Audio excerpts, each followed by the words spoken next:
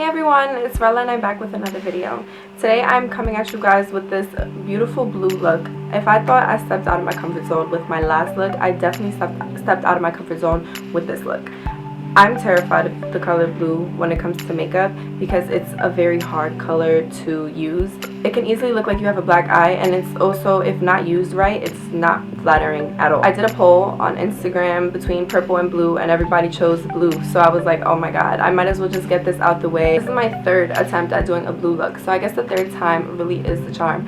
I sat down and I really took my time blending this look and just mapping out exactly where I wanted to place my colors and what blues I wanted to place where, and you're not going to get better unless you try. So I tried and I'm absolutely in love with the way this look came out, guys. I honestly feel like it couldn't have came out any better than what I imagined it in my head. This is actually this is exactly what I thought it would look like. Makeup to me is like therapy. So when I'm sitting there practicing a look, or I'm just doing makeup for the fun of it, or I'm sitting here filming for YouTube, it's literally like a therapy session with my makeup brushes and my makeup palettes. So I never dread learning a new technique. I hope you guys enjoyed this look just as much as I do. It was made with lots of love. I'm not going to hold you guys for too much longer. I'm going to get right into the video.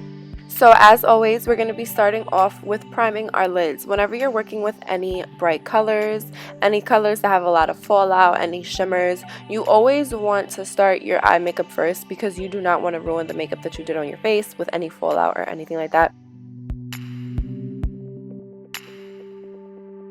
Now I'm taking the Urban Decay G Michael Basquiat palette, and I'm going to be dipping into that really pretty royal blue, and I'm really going to be carving my eye shape out with this shade. What I'm going to be doing is keeping the strokes very short. That's what she said.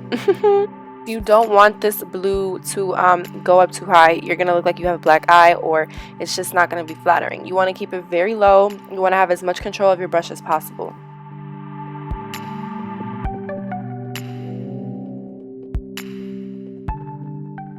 What you see me doing here is just picking a product, blending it out a little bit, picking a product, blending it out a little bit, so that I can really get the depth and the intensity from that color that I want, instead of just slapping on a whole bunch of products and then it being way too hard for me to blend out.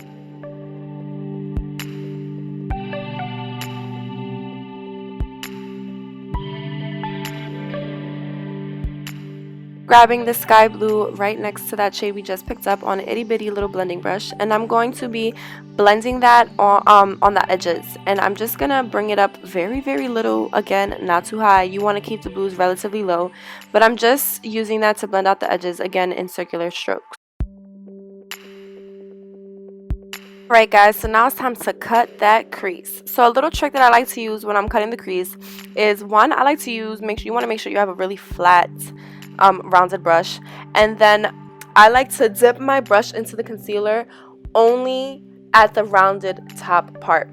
I don't like to get the whole top of the whole rounded edge of the brush filled with concealer, because then I feel like it's really easy to get sloppy and make a mistake.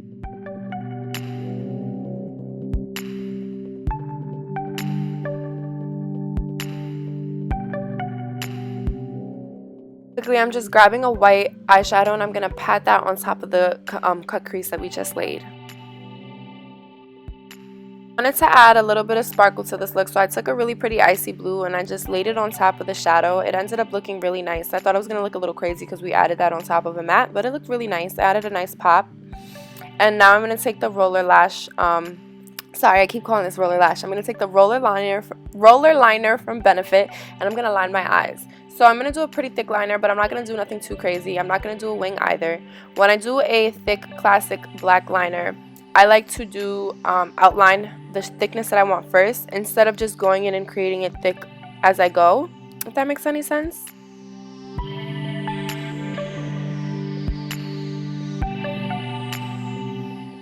Grabbing my Fetish palette from Kat Von D, I'm going to be dipping into the shade Obsession. It's a really pretty navy blue, and I'm going to be packing that on the outer corner. I'm going to be placing that right over where we place the liner, towards the outer third of the eye, and I'm also going to be blending that over that blue and white shadow that we placed. And I'm just using a dual-sided brush. I believe I got this from an Anastasia Beverly Hills palette. I'm using the more dense side to pack on the color, and then I'm flipping it over and I'm blending it out with the fluffier side.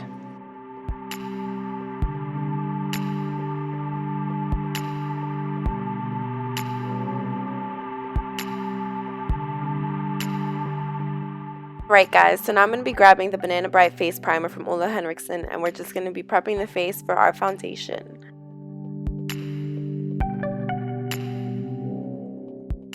For foundation, I'm using the Clinique Beyond Perfecting 2-in-1 foundation and concealer, and I'm going to be dabbing that in with my Morphe Beauty sponge. I really like the sponge because of the flat edge, and it's also a little bit firmer than the original Beauty Blender, so I feel like it gives you a more full coverage look. I'm going to be taking the Fenty concealer, the Instant Retouch concealer, and I'm going to be applying a pretty generous amount. I love this concealer because it's so easy to blend, but the only thing is that it creases no matter how much powder I use, what powder I use. I've tried so many different powders. It always creases. Always.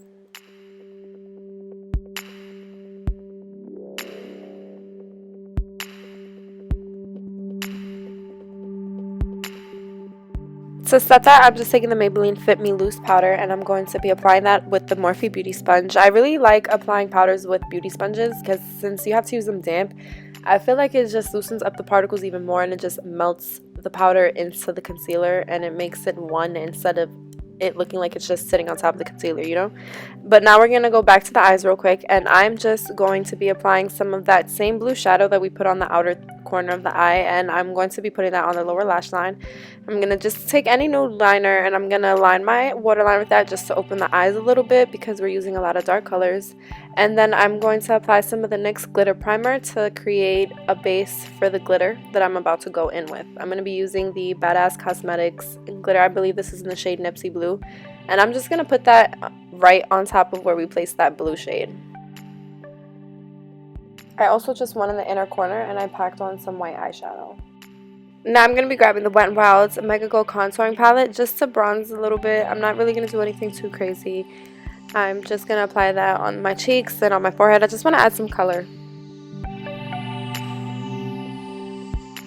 Now I'm taking my favorite highlight in the whole entire world, and I'm just going to be applying that all over my face. All over my cheekbones, on the top of my brows, the nose, the chin, everywhere.